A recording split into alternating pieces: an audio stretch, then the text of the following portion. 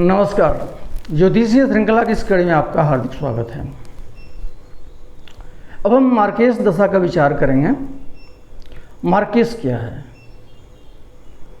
वो कौन सी स्थिति होती है, कौन से ग्रह होते हैं जो जातक की आयु को प्रभावित करते हैं और मृत्यु प्रदान करते हैं या मृत्युवत कष्ट प्रदान करते हैं, और उसी ग्रह को हम मारक ग्रह या मार्केस कहते हैं। हम कुंडली से जानते हैं कि लग्न से अष्टम स्थान को हम आयु स्थान के रूप में जानते हैं, और अष्टम स्थान से अष्टम स्थान अर्थात लग्न से तृतीय भाव, इसको भी आयु स्थान के नाम से जाना जाता है। अतः ये दोनों अष्टम और तृतीय आयु भाव होते हैं। व्यय स्थान क्या है?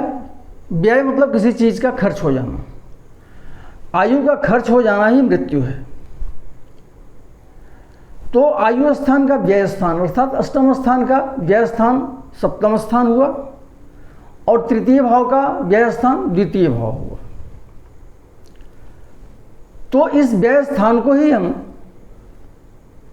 मारक स्थान कहेंगे, और इनके स्वामियों को मार्केस की संज्ञा दी जाती है।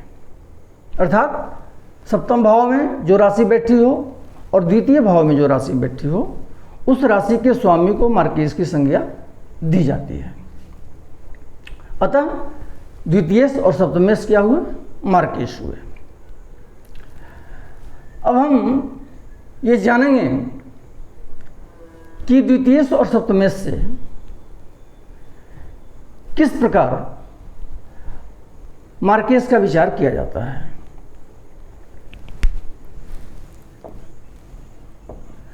विश्वोत्तरी दशा के विचार से शुभ ग्रह अर्थात बृहस्पति, शुक्र, बुध जो पाप ग्रह के साथ नहीं हो वैसा बुध, और पूर्ण चंद्रमा, ये शुभ ग्रह होते हैं।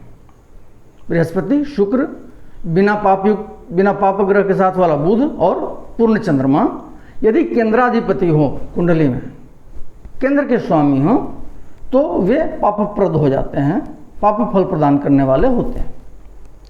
इसी प्रकार पापग्रह अर्थात सूर्य, शनि, मंगल, पापयुक्त बुध और क्षीण चंद्रमा यदि केंद्राधिपति हो तो वे शुभप्रद हो जाते हैं। विश्वोत्तरी दशा में फल का निर्णय करने के लिए इनका विचार करना जरूरी होता है। यदि शुभ ग्रह केंद्राधिपति हो तो वे पापप्रद हो जाते हैं, और यदि पापग्रह केंद्राधिपति हो तो वे शुभ फल प्रदान करने वाले होते हैं। परंतु कोई ग्रह यदि त्रिकोणाधिपति हो, त्रिकोण का स्वामी, हमेशा शुभप्रद ही होता है। इसी प्रकार तृतीय, षष्ठ और एकादश भाव के स्वामी, तृतीय, षष्ठ और एकादश भाव के स्वामी हमेशा पापप्रद होते हैं। त्रिकोणेश में पंचमाधिपति से नवमाधिपति बलवान होता है। त्रिकोण के स्वामी में पंचम भाव का स्वामी, नवम भाव का स्वामी बलवान होता है। अष्टमाधिपति पापप्रद होता है। अष्टम भाव का स्वामी पाप फल प्रदान करने वाला होता है, पापप्रद होता है। लेकिन इसके साथ एक अपवाद है कि सूर्य और चंद्रमा को अष्टमेश का दोष नहीं लगता है। अर्थात यदि यहाँ पे सिंह राशि हो, मतलब मकर लग्न की कुंडली हो, तो यहाँ पे सिंह राशि होगी, तो सूर्य अष्टमेश होगा तो उसको अष्टमाधिपति का दोष नहीं लगता है। और वहीं यदि धनु राशि हो तो यहाँ पे कर्क राशि होगी, और कर्क राशि का स्वामी चंद्रमा को भी अष्टमाधिपति का दोष नहीं लगता है। एक चीज और कहा जाता है कि यदि अष्टम भाव का स्वामी अष्टमेश होता हुआ यदि लग्नेश भी हो तो भी उसको अष्टमाधिपति का दोष नहीं लगता है। जैसे मेष लग्न की कुंडली यदि हो तो यहाँ पे वृश्चिक राशि होगी, तो मंगल अष्टमाधिपति का साथ लग्नेश भी होगा, इसलिए उसको अष्टम में इसका दोष नहीं लगेगा। उसी प्रकार यदि तुला लग्न की कुंडली हो तो अष्टम भाव में वृष राशि होगी और इनका स्वामी शुक्र अष्टमेश होते हुए लग्नेश भी होगा, इसलिए उसको भी अष्टमेश का दोष नहीं लगेगा। तो भावाधिपति के संबंध में इन सब बातों का विचार करना जरूरी होता है। अब ग्रहों के विषय में यह स्मरण रखने की बात है कि बृहस्पति या शुक्र यदि केंद्राधिपति हों, बृहस्पति या शुक्र दोनों शुभ ग्रह यदि केंद्राधिपति हों और मार्केश हों, केंद्राधिपति होने के साथ साथ मार्केश भी हों या मारक ग्रह के साथ संबंध बनता हो तो ये प्रबल मारक होता है बृहस्पति या शुक्र।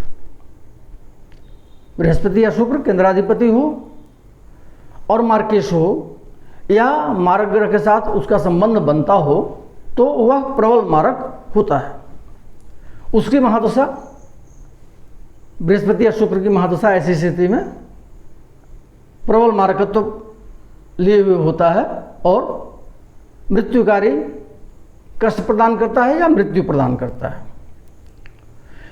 शनि को तो मारक से संबंध होने मात्र से ही मारकत्व में प्रबलता होती है। ये शनि को मारक ग्रह से संबंध होता है किसी भी प्रकार का तो संबंध मात्र से ही उसके मारकत्व में प्रबलता आती है।